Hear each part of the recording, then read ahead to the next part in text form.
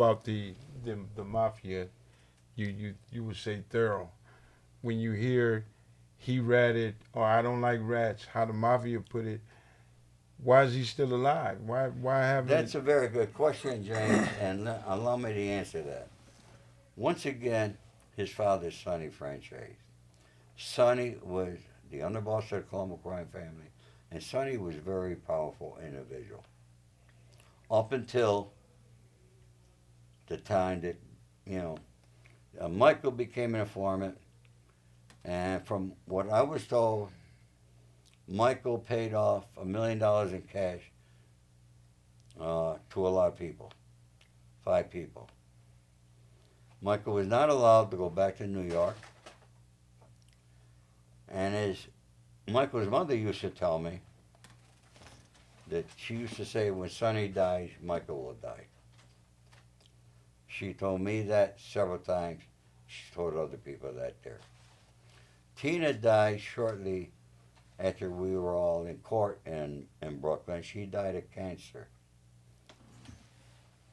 Michael, that was Michael's real mother, Tina. She died broke. And from my understanding, they had to bury her in her hospital gown. And while she was dying of cancer, she was calling Michael, Michael, you promised you'd come to see me. Michael never went to see her. So he never. So That was his mother. So are you saying he never went to go see his mother that was passing away? She was dying. She dying of cancer. He didn't go back. looking if you would look at all the things that's going on, Ori, in your life with all of this shit going back and forth, and people speaking and dropping dimes on each other, do you think that that's one of the reasons why he didn't go back? Because he knows he's in a serious situation. He knows because he never knows who is going to be that person that might pop up and want to make his bones. Yeah, so could you understand why he didn't show up? Happen. I mean, like. And then again, on the other hand, Michael has been doing podcasts and interviews for 25 to 30 years. He has a big Christian. That's a good scam. I got to give him credit there. Now he claims he's a born-again Christian and he teaches the Bible. But the basic guts is he sells his books when he goes around the country, but not New York City. He'll go to upstate New York. I know wherever he is. Everybody knows where Michael is. Michael is basically a public figure. So to take down a public figure, that could be on the minds of people too. This is not like in the old days when and Michael, you know, besides your father, I knew Frank Costello, Russell Buffalino, Carlo Marcello, Meyer Lansky. I can go on, Michael. All right? And I could direct dial any one of them anytime I wanted to. I knew all those people before I knew Sonny. But back in those days, this never would have happened. This would have been put away already, and there'd be no discussions about it. But times have changed, and they changed much, quite often. You read the proffer agreement, so you understand this is just one page of several pages of a proffer agreement, which is being held under lock and key, because that information, this leaked out somehow at somebody's trial, and that's how this had come out.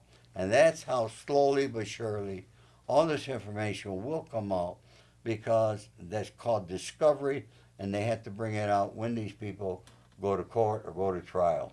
Yeah, we're familiar with discovery. Let me ask you this. You said something earlier. Don't you think it's a possibility he could really be a born-again Christian? Like, why do you say it's a scam? Because if he was really a born-again Christian, why is he talking about criminal activity all the time? All right, he's supposed to be an expert on it. Mm-hmm. Michael never did no work. Yeah, I'm not disputing you or nothing, Ori. I'm just asking that question because I'm pretty sure people out there go have that question and say, well, maybe he did. Maybe after his life of crime, maybe he did turn his life over to God. The reason I don't believe it, because when his sister Gia passed away, Gia also died of an overdose at a hotel in Florida. And Sonny was in St. Petersburg, Virginia at the time, doing time. But the marshals took him to go to the funeral of his daughter. At the same time, a friend of mine named David called me and had a friend who was a limousine driver. One car, I'm not talking about a slew of cars, one car trying to make a living for his family. And Michael was trying to shake him down. David called me, and it was on the same day they were burying Gia. And I called Michael. Michael still lived on Worcester Boulevard, the Worcester corridor at the time. I said, Michael, this is Ori. What the hell you think you're doing with this kid? I said, this kid who's with me, lay off him. Ori, we come from the same mold. No, Michael, you broke that mold, Michael. You broke that mold long ago. Stay away from this kid. I says, he's with me. I said, you understand? Yeah, Ori, okay. I says, and Michael, the other thing. I said, you want to talk so much? Why aren't you at the funeral of your sister? They're burying her right now as we're on the phone. Why aren't you there? My sister passed away. I went back to New York. I mean, family's supposed to be family. I think Michael, maybe subconsciously, I'm not a psychiatrist, I don't know, because of the fact that he's not blood of Sonny Franzese. That could be a difference. I don't know. I don't have those answers. You know, his brother John, who I've done many things for, he says that I never dealt drugs with John Franzese. Never. John Franzese was a drunkie. There must be maybe, 75 to 100 drug dealers in Los Angeles that I had to go to that keep them away from John Franzese when he lived out here. You know, speaking of John Franzese, Michael made an accusation on Vlad's show also that he suspects that you may be the one that put his brother on drugs. It's funny that you mentioned that. Michael, why don't you Johnny was a drug addict long before he came to California. Michael knows that's a lie. I never put Johnny on drugs. Was I ever involved in drugs? Folks, yes, I was. Never cocaine. I did. You know, used to have several hundred pounds of marijuana going to New York every few weeks. Yeah, I admit to that. That was back in early 90s. Now, with all this going on, man, like this back and forth, like James said, you know, you would have thought, like, just the mafia tradition, they would have took care of the guy, you know, for doing all the things he said. And he also and he also refuted something else that you said. He said that his dad never put a hit on you. His dad never put a hit on me? Yeah, that's what he said. Well, I also had the court transcripts at home and reference to that too. All right. Okay? But you know what? Being a man, you had to face out and understand what was the reality and why did Sonny approve a hit on Ori Spado. It all came from another informant named Guy Furtado, who had over 450 tapes of Sonny Franzese. And Michael, Guy Furtado was out here, and Sonny told me he wanted me to introduce him to Johnny. Unknowns to me at that time, he and Johnny already knew each other. They were both confidential informants. I didn't know it. But I had a Jamaican boy that I took care of. His name was Ricky. He got arrested. I was helping him. His wife came to my house with two Mexicans that he owed $500,000 to. The money was on the streets in Brooklyn. I knew the guys who had the money. I called them up. They said, "Oh, we already got $100 grand." Ricky didn't understand that, you know, we're converting it and it's going to take longer. But we got $100,000. The informant had the money picked up and sent half to me, and that's all the money I ever saw from it. Later, I found out there was the FBI and Guy Furtado, the informant, that got that money. They collected the rest of the money. It just sounded to me like everybody was greedy. Everybody had their hands in the cookie jar. Everybody. And then when and me and like a lot of other people that watch mafia movies, you just seen, I mean, cold-heartedness, didn't have a problem with killing. They took care of their families. It didn't matter, and this is the impression I was under. It didn't matter if you was my son or not. A rat was a rat, and I'm if they come and say I gotta hit you because your son did this and he going to court or yada yada. Don't you think all of this shit should have been? You know, you said the magic word, James. What's that? All right? Movies. What you see in the movies and what's real life are two different things. Right. Okay? The movies, they got to make things, and there's an old saying in Hollywood, they got to make a film that middle America's going to watch. Right. All right? And so you have all those things. It's all creative stuff by writers, very good writers that come up with that stuff. You know, Nick Pileggi is a dear friend of mine. And he did Goodfellas, Casino, and, you know, he and I have had a lot of conversations on how, you know, all the conversations he had with Rosenthal for Casino and Henry Hill for Goodfellas. And,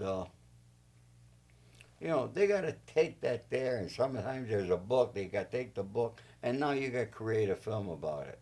You got to take something that might be a boring subject, and you got to create that allure of killings and hits and all this here. But getting back to where Sonny approved to have me whacked, this informant went back to New York, told Michael Carapano, who was an acting captain of the Colombo family, who happened to be Sonny's nephew, that they're going to make all this money with Ori. Now all of a sudden it's Ori that's going to be doing 50 kilos every couple of weeks sending to New York. And they're going back, and he's telling Michael Carapano all the money that they're going to make with Ori. Of course, every time he's talking, it's on tape. So Michael Carapano, after a time, is getting nervous. Say, where's this money that we're supposed to be making with Ori? And Guy Furtado, the informant, says, you know, I think Ori's been doing the deal and he's screwing us out of the money. Michael went to Sonny, and Sonny gave him permission to whack me. Of course, I'm still here. And my last words with Sonny while in prison was in the courtroom, because Sonny was out on bail. I didn't get bail. Sonny was out on bail, and he walked in the courtroom. He said, hey, buddy, I hear you're upset with me. Now he's standing in front of me. I'm already sitting down at the table with the other co-defendant. I said, nah, I'm not upset with you, buddy. Why, just because you gave permission to whack me? I said, what I'm upset with you, buddy, for is the fact that you used to call me and ask me to come into New York to have dinner. But you never called me to ask me what's really going on here. Which could have, if anybody were to, would have jeopardized my life. Quite obviously, that situation was resolved. Ultimately, what occurred, Michael Carapano never called me, and I never discussed things with Michael Carapano. If I discuss anything in the Colombo crime family with anybody, it was only one person, Sonny Franzesi. So that's why they called the hit off? Yeah. So that was you was a lucky man at that point, huh? Well, Yeah. Michael Carapano ended up getting indicted on a cocaine conspiracy. He got 78 months. But don't somebody else pick up the hit if this person is out of commission to do it? Because you're not going to whack a guy who did nothing. Right. There was no reason. I didn't do nothing. I wasn't doing that cocaine thing. If I was doing that cocaine thing, I'd still be in freaking prison. Let me ask you this: how do you prepare for? You know somebody want to take your life. You know somebody could come from any side of the building, from around the corner, jump out a tree or whatever at you. How you prepare for that? Well, as a young kid, a Marine, Tom Curry, he taught me how to always know my surroundings. And to this day, as I walk, as I drive, I know what's behind a tree. And I don't just look behind a tree. You got to follow, because you could be walking down the street, a guy behind a tree. But he could walk around that tree while you're walking by and come up behind you. So you got to be aware of those things. And you got to watch out. It's just a natural instinct that you eventually develop. I'm talking about like sleep. Did you lose a lot of sleep? I'm talking about, because I've been in situations where I couldn't sleep. I'm always looking out the window like, damn, I got to do this though, and you just so pumped up because at any given time something can happen. Well, I did not do anything that deserved being whacked. I never was concerned about it. I confronted Michael Carapano in prison, and I'll tell you how that occurred and what happened there. Okay? Right. Because he's the one who went to ask for permission. Now you understand. Sonny took his nephew Michael Carapano's word that I was robbing money. Michael never called Ori Spado. So there's not one tape of me and Michael Carapano discussing drugs. So that's your big issue with But yet, the fact he we didn't were call the you. only two on a drug conspiracy. And then on the last superseding indictment that I just showed you, there was only one change amongst everybody on that indictment. That was Ori Spado. Because initially they indicted me for 5 kilos of cocaine. On the last superseding indictment, they increased it to the 50. Now, James, where would I be if I went to trial on that there? I definitely would lose, no matter what, even though it wasn't a real deal. I never had no intention, because these Mexicans had to be paid back their $500,000 before they were going to give anything to anybody else on credit. Right. 50 kilos, even those days, was a whole lot of money. And do you think they're going to give 50 kilos on credit for you to bring back to New York? It seems like a whole bunch of betrayal and just a whole bunch of stuff going on. There was more betrayal, and there was more betrayal and cunningness. There was an awful lot around Sonny Franzesi.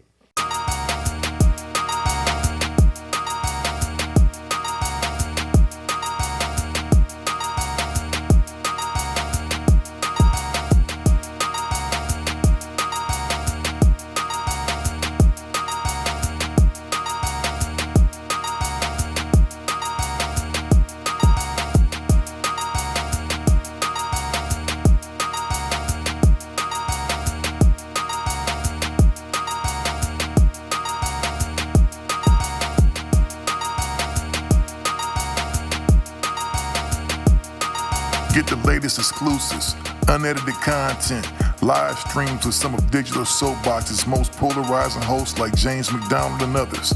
Sign up for your Digital Soapbox membership today. Packages start from $1.99 to $4.99 monthly, where you not only get exclusive content, but you also get it commercial free. Press that button now.